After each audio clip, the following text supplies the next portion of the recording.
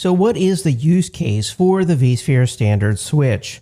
You do have an alternative, and that is the vSphere distributed switch, which we'll be covering in the next module.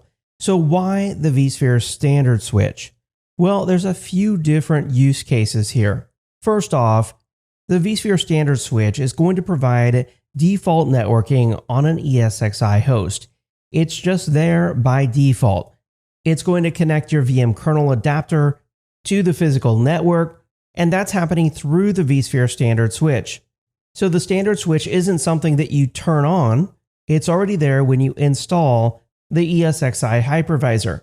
Of course, you can add additional vSphere standard switches, and you might want to do that if you have a small number of hosts and you don't need centralized configuration for your vSphere networking.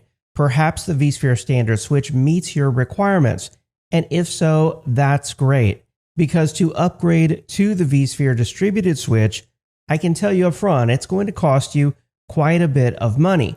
vSphere Enterprise Plus licensing is not inexpensive, so I don't recommend it just to get the vSphere distributed switch if the standard switch is going to meet your needs. And that brings me to the final use case for the vSphere standard switch, and of course that is if you can't justify vSphere Enterprise Plus licensing. So those are the different use cases for the vSphere standard switch. Again, it's there by default, it just works, and I wouldn't be replacing it without some sort of need or justification. We'll talk more about the vSphere distributed switch in the next module and the additional capabilities that it provides.